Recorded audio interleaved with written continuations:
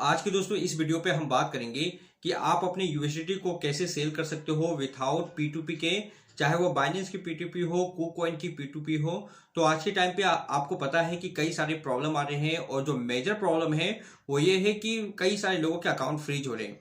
तो आप हमारे इन 2-3 वीडियो को चेकआउट कर सकते हो जिसमें आप कमेंट बॉक्स को रीड कर सकते हो, जहां पे आपको पता चलेगा कि कई सारे लोगों का अकाउंट फ्रीज हो रहे हैं।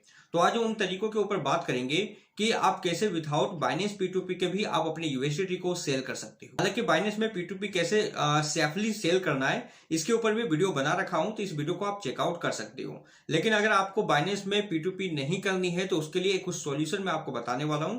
मे भी कि इसमें टैक्स वगैरह का प्रॉब्लम हो सकता है, बट आपके अकाउंट फ्रीज होने का डर यहाँ पे नहीं होगा। चलिए बढ़ते हैं वीडियो के टॉपिक पे। सबसे पहले दोस्तों वीडियो को लाइक कर दे और आपकी ये लाइक हमें काफी मोटिवेट करेगी इस तरह के और कई सारे कंटेंट लाने को। तो हम बात करें कि विथआउट बाइनेंस पी2पी के आप कैसे यहाँ पर यूएसडीटी को सेल कर सकते हो। तो इसके लिए पहला सोल्यूशन है कि आप कुछ ऐसे लोगों के साथ कांटेक्ट कर सकते हो जिनको यूएसडीटी की नीड होती है या फिर वो यूएसडीटी बाई सेल करते हैं। अब ये कुछ भी लोग हो सकते हैं, कई सारे ऐसे लोग हैं जो एमएलएम मल्टी लेवल मार्केटिंग करते हैं और उसमें कई सारे क्रिप्टो के प्लान करते हैं। तो उन लोगों को भी यूएसडीटी की नीड होती है, तो आप चाहो तो उनके साथ डील कर सकते हो कि कितनी उनकी यूएसडीटी की नीड है। अगर आपके उनके साथ अच्छे खासे कॉन्टैक्ट है तो उनके साथ आप यहाँ पे डील कर सकते हो। बहुत सारे ऐसे भी लोग हैं जिनको यूएसडीटी की नीड होती है, तो अगर आप उनके साथ अच्छा खासा कांटेक्ट है, अगर आप दोनों पे ट्रस्ट बनता है तो आप डायरेक्ट कांटेक्ट कर सकते हो, जहां पे आप एक दूसरे का लेन देन कर सकते हो। और ये काफी इजी टू यूज है और अक्सर मैं इसे यूज करता हूं, तो आप इसे यहाँ पे यूज कर सकते हो जो कि कॉमन है।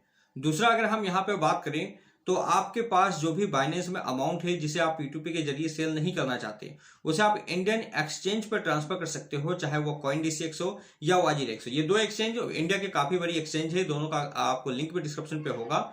तो आप चाहो तो इनमें ट्रांसफर कर सकते हो। अब इनमें ट्रांसफर करने के बाद आप सीधा अपने अमाउंट को अपने बैंक अकाउंट पे ले सकते हो। लेकिन यहाँ पे जो जैसा कि मैंने आपको बताया, आपको टैक्स रिगार्डिंग प्रॉब्लम होगी कि आपको टैक्स पे करना पड़ेगा।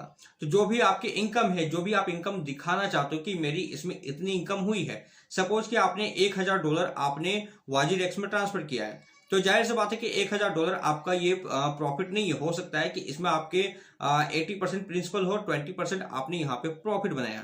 तो 20% का जो आपका मतलब जो आपके 20% प्रॉफिट है, उस प्रॉफिट का 30% टैक्स पे करके आप लीगली आप उस अमाउंट को अपने बैंक में ले सकते हो। टैक्स को लेकर कई सारे लोग प्रॉब्लम में हैं, कई सारे लोग कॉम्प्लिकेटेड है। तो मैं आपको बताऊं कि इतना कॉम्प्लिकेटेड होने की जरूरत नहीं है। आप अपने हिसाब से अमाउंट शो करवा सकते हो कि हाँ, मुझे $1000 पे $200 का प्रॉफिट हुआ है और $200 का मैं यहाँ पर 30% टैक्स पे कर रहा हूँ, तो ये आप कर सकते हो। प्लस टीडीएस का यहाँ पे प्रॉब्लम है, तो टीडीएस आपको यहाँ पे करना पड़ेगा। तो जो टीडीएस होती है वो हर टाइम आपको पे नहीं करना होता है, साल में एक बार आपको पे करना होता है। तो इसके आप एक नोटबुक बना सकते हो, या फिर सारे ट्रांजेक्शन आपके वॉलेट में होते हैं, तो उस टाइम आप टीडीएस पे कर सकते हो। तो ये दूसरा सॉल्यूशन हो सकता है जहां पे आप अपने अकाउंट को सेफ रख सकते हो। आपको फ्यूचर में कोई प्रॉब्लम नहीं होगी, बस आपको जो टैक्स होती है वो आपको यहाँ पर पे करनी है।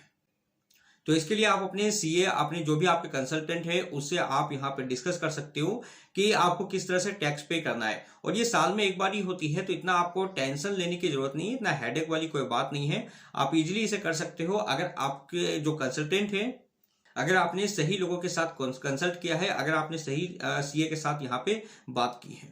टैक्स को लेकर कई सारे लोग यहाँ पे बहुत पैनिक होते हैं कि मैंने $100 ही ट्रांसफर की है, मैंने $50 ही कमाया है, तो क्या मुझे इस पे टैक्स पे करना पड़ेगा।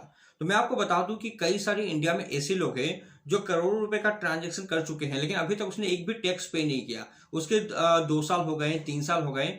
तो इतना कोई कॉम्प्लिकेटेड वाली चीज नहीं है कि टैक्स आप अगर नहीं पे करोगे तो आपको यह आ जाएगी, नोटिस आ जाएगी। ऐसी कोई बात नहीं है। गवर्नमेंट की तरफ से आप बिल्कुल फ्री हो, आप अपना टैक्स पे करना चाहिए। लेकिन अगर आपका अमाउंट बहुत छोटा है, आप महीने का आप $100 ही कमाए हो, महीने का $200 ही कमाए हो, घबराने वाली बात नहीं है। आप इजिली अगर छोटे अमाउंट है तो वेट कर सकते हो। जरूरी नहीं कि आपको साल में टैक्स पे करने, आप वेट कर सकते हो। कोई प्रॉब्लम आई डोंट थिंक कि आने वाली है।